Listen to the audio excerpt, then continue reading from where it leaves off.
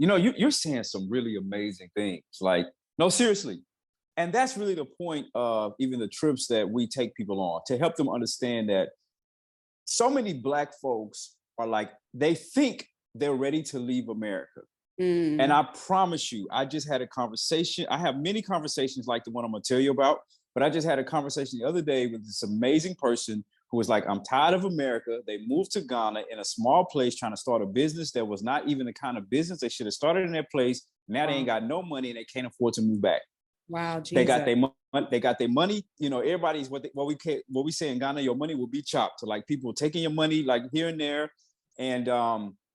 And so they didn't realize the privilege that they have, and they didn't understand the magnitude of colonization and the legacy of colonization in a place like Africa, particularly Ghana. We're forced to wrestle with Blackness every day in America because it's still persistent and it's in our faces. And we also have the privilege of being woke. Like, we can actually go to a library, have a $2 library card, and check out as many books as we can because our story, our histories have been documented. In Ghana, let's be honest, a local library, where? Massa, where is it? I don't see it all. It's not around, Oh, like, Lord, yeah. and not alone where you can go and pay 2 CDs and check out as many books as you want to read. Even the histories that we have been taught, like, we're privileged to even be woke. So what you said was so key, because sometimes we superimpose our construct of Blackness on other people, and they looking at us like, bro, chill out. Mhm. Like, you coming from America, Yeah, what is you complaining about? And we're yeah. trying to argue with them like, oh, you don't know how bad it is. And I'll say this, and I'll ask you the next question. But I remember in 2018 we did this conference, like you attended the Unite conference, except it was only Ghanaians and only Americans. And Americans were complaining about America, how bad it is. Oh, you don't know the struggle, blah blah blah blah.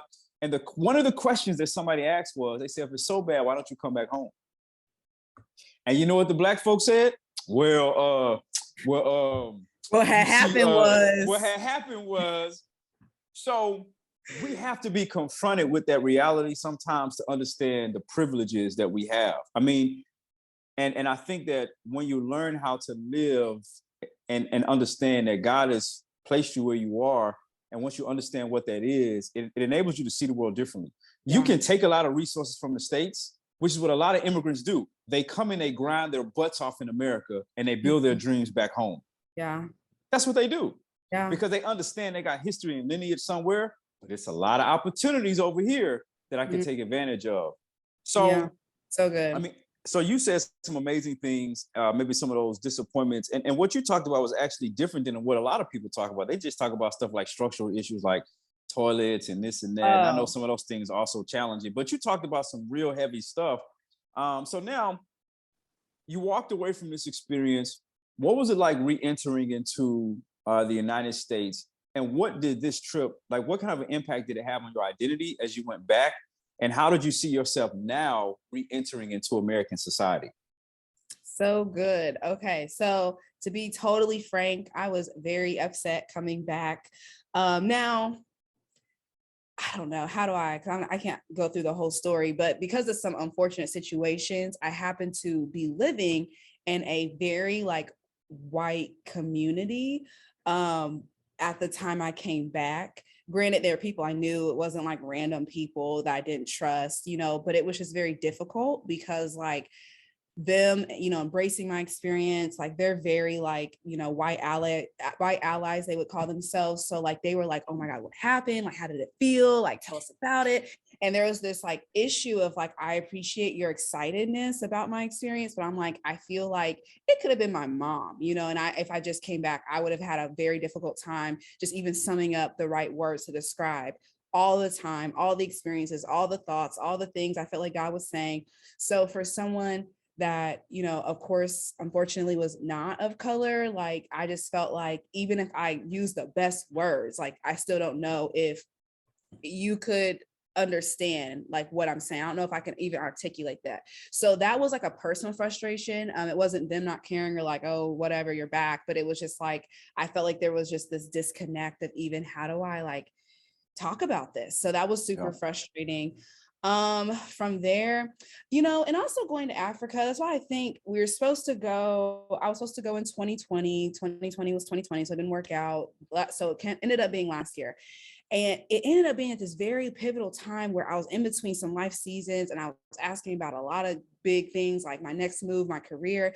So also coming back was like a eye opener, like, oh my God, my life has to change. And now it wasn't about so much my culture, being a Black woman. It was just more so like, I believe anywhere you go, you can see God like in a different context. And if you see God right in a new context, that's revealing to you something new about him. So I go anywhere where, and I'm trying to learn about the people, and I'm trying to make connections to God and all this stuff. So going to Africa, oh my God, I was just taken back like, Lord, like, you're so good. Life is so big. The world is so awesome. And if this is all true, I gotta I have to move different. You know, I have to go back different. So for me, it could be different for everyone. For some people, it could be starting an organization. It could be anything. But for me, I needed to switch careers.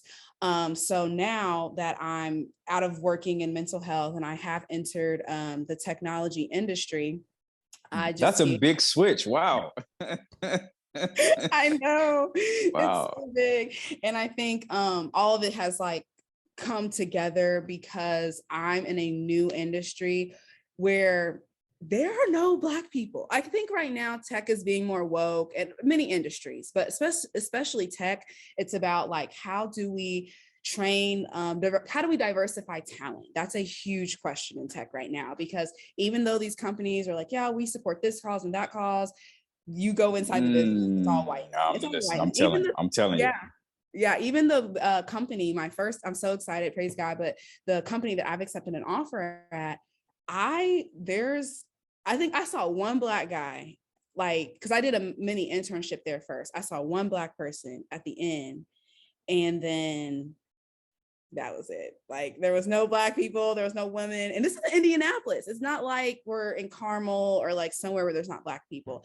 So I think it was so strategic of God to take me through that experience in Africa, bring me where I am, mobilize me to a new industry. And now I have this whole identity piece, you know what I mean, that I feel very like charged about, and I feel very confident in, and I feel very like determined by.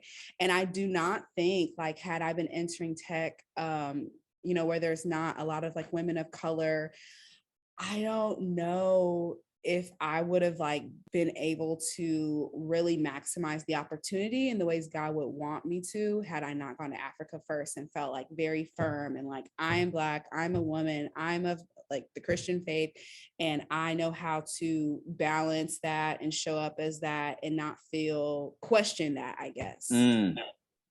Well, listen, you make me want to. I'm already in Ghana, but you make me want to go. You know, shoot. Let me go back to the States just to come back Oh again. my The way you talking about goodness. the experience, Oh you my talking God. about it. You putting some real sauce on it.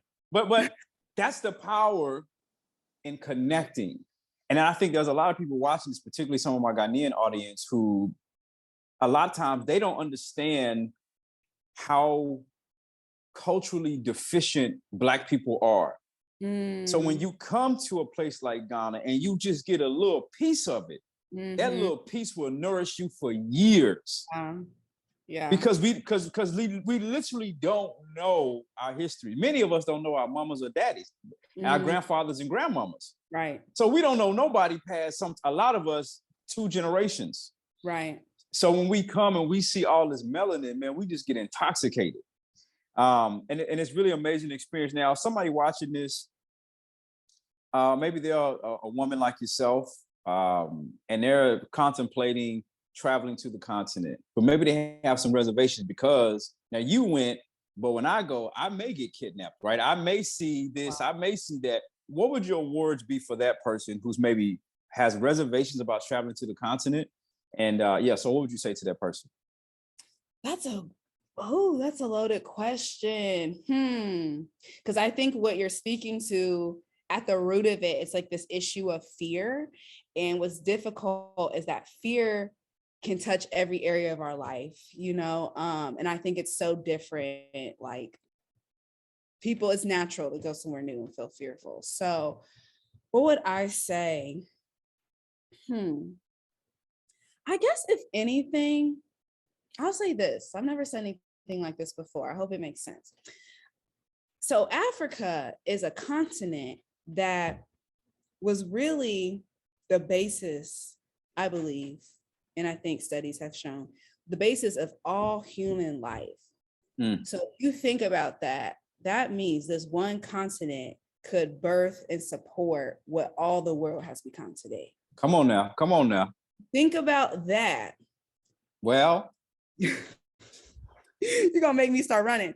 Okay, when you think about that, that must imply it's big enough, it's strong enough, and it's I'll say sturdy enough. I hate that word, but for lack of better terms, to support you to be there for a week, 2 weeks, 2 years, 20 years. Because look what all is done. Look at the whole impact it's had on the entire world.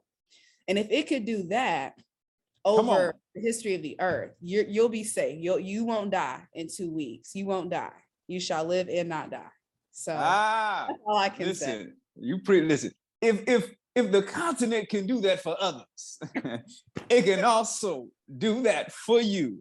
Oh, taste and see. It's funny because that sounds so churchy, but that's really all I could say. Like, wow. You are one person, and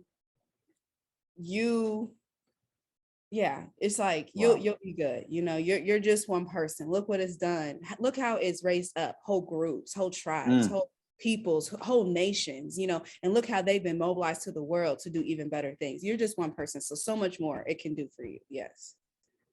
Listen, what you're saying is so amazing. It's so incredible. And you honestly, I'm not just saying this because you're here right now. The things that you're saying and in the way that you're saying them is like the first time I heard it in the way that you're saying it, especially that last part about the continent and helping us reformulate our perception and even dealing with the root of fear. Because a lot of us are really just afraid, and we're too afraid to admit that we're afraid.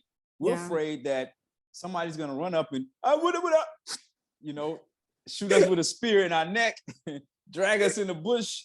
I don't know where he has gone, but he's not around, and then that's going to be the end of us. Yes. But you to speak to it in such an eloquent and thought-provoking way, I really do believe it's gonna really provoke somebody to say, you know what, that was my confirmation. Thank you. Going to the continent.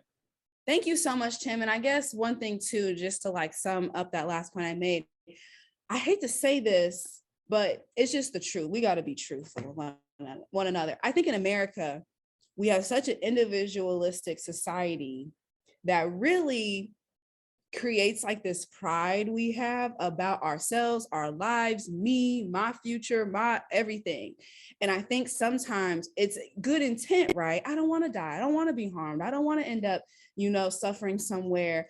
Sometimes it's just like, why do we think we are so important? Like, why do I feel, who am I that I step in Africa and I'm a target? That implies that I'm some like, super important, like super powerful. And granted, there is a whole thing of being from America. But when you really look at person to person, I'm just a person. So why do I feel that I'm just such this, like, I'm like this big target? And I just think some of that in America, it's like this pride we have about all of us, like this individualistic thing that I think just creates this like overly self-importance about us. And I think that translates when we travel. You're like, oh my God, like I may be the target of some threat or some attack. But it's like, you could, unfortunately, but why would that happen to you? What makes you so special? You're just a person like anybody else there. So I don't know. I think about that sometimes too, where I'm like, I think in America, we have this overly important view of ourselves, and that translates to what we feel like being in other places will be.